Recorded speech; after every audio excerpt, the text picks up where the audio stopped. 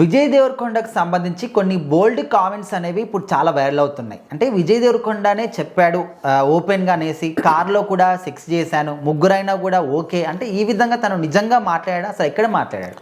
So Vijay Devarakonda గారి గురించి మామూలుగా అంటే 100 మంది 100 రకాలుగా రాస్తూ ఉంటారు. సో ఆయన ఏంటనేది ఆయనకు మాత్రమే తెలుసు. సో ఆయన మంచివాడా చెడ్డవాడా, ఆయన లోపల ఇంకొక వ్యక్తి ఉన్నాడా, బయటకు కనిపించేది ఫేకా అంటే ఆయన గురించి ఆయనకే తెలుసు, వాళ్ళ ఫ్యామిలీకే తెలుసు. సో బయట ఎందుకంటే ఒక సెలబ్రిటీ గురించి ఆటోమేటిక్గా చిన్న రూమర్ వచ్చినా దాన్ని పెద్దది చేసి రాస్తారు. సో ఒక అమ్మాయితో కనపడినా వీళ్ళకి కనెక్షన్ ఉందని రాస్తారు. సో మరి రీసెంట్గా రష్మిక గారితో ఎంగేజ్మెంట్ అయిన విషయం ఎవరు బయటకు చెప్పాల, ఎందుకంటే అది మీడియా దాకే ఉంది, బయటకు రాలా. మీడియా చెప్తే తప్ప బయటకు ఎవరికి తెలియదు. అంటే ఆవిడ చేతికి రింగ్ కనబడుతుంది, అయినట్టుగా కన్ఫర్మేషన్ ఉంది. సో ఏంటంటే అది వాళ్ళు చెప్పలా, అంటే అది వాళ్ళు చెప్పనప్పుడు వీళ్ళకి తెలిసింది కదా మీడియాకి. సో వీళ్ళు తెలిసిందే రాస్తారు, కన్ఫామ్గా జరిగింది రాయరు అనమాట. సో ఆ విధంగా ఇప్పుడు కరణ్ జోహార్ గారి ఇంటర్వ్యూ చూసుకుంటే లైగర్ టైంలో ఆయన ఇట్లా మాట్లాడతాడు అనమాట. కరణ్ జోహార్ గారు మామూలుగానే ఇప్పుడు ఎవరు కూర్చున్నా కొంచెం రెచ్చగొట్టే విధంగా, కొంచెం వాళ్ళలోంచి ఏదైనా బోల్డ్గా ఆన్సర్ తీసుకురావాలనే విధంగా మాట్లాడతారు.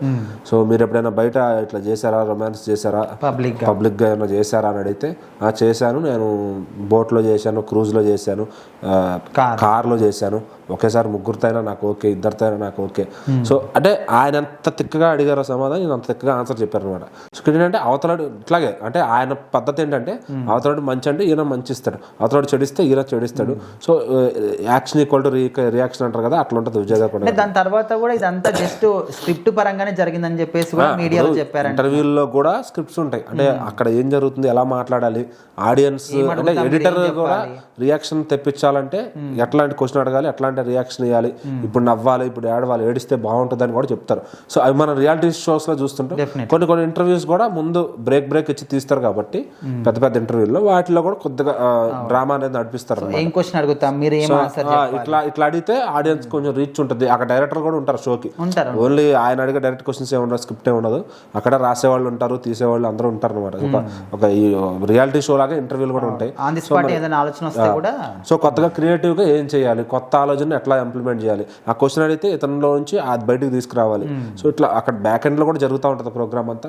సో విజయ్ దేవరకొండ ఆయన మామూలుగానే బోల్డ్, ఇలాంటి వాళ్ళు తగిలినప్పుడు ఇంకా బోల్డ్ అయిపోతాడు ఆయన మనందరం మీడియా ముందు కొంచెం పద్ధతిగా నిలబడి మాట్లాడతానికి ట్రై చేస్తాడు. కానీ సో ఆయన లైగర్ సినిమా కానీ అంత ముందు కానీ ఆయన ఎప్పుడు కూడా చాలా బోల్డ్గా ఉంటారు. ఫ్యాన్స్ అందరితో తిట్టుకుంటూ ఏదో ఒకటి అంటే ఏది దాచుకోరు అనమాట, నోట్లోకి ఏదొస్తే ఆ మాట మాట్లాడతారు పబ్లిక్గా. సో ఇట్లా దాచిపరికంగా కొద్దిగా యాక్టింగ్ చేసి మాట్లాడాలి, ఈ విధంగా ఉండదు అనమాట. సో ఎలా అనిపిస్తే అలా మాట్లాడతారు. సో అందుకే ఎక్కువ మందికి చాలా మంది ఇప్పుడు యూత్ అందరూ ఆయన ఓన్ చేసుకోవడం కంటే ఆ స్ట్రైట్ ఫార్వర్డ్నెస్ అనమాట. సో అట్లా ఆయనలాగా ఉండడానికి కూడా చాలా మంది ట్రై, ఆయనలాగా డ్రెస్ వేసుకోవడానికి, హెయిర్ స్టైల్ ఉండడానికి. సో ఇదేంటంటే బాలీవుడ్ వాళ్ళు మన వాళ్ళని కొంచెం తొక్కడానికి కూడా చేసే ప్రయత్నాలు.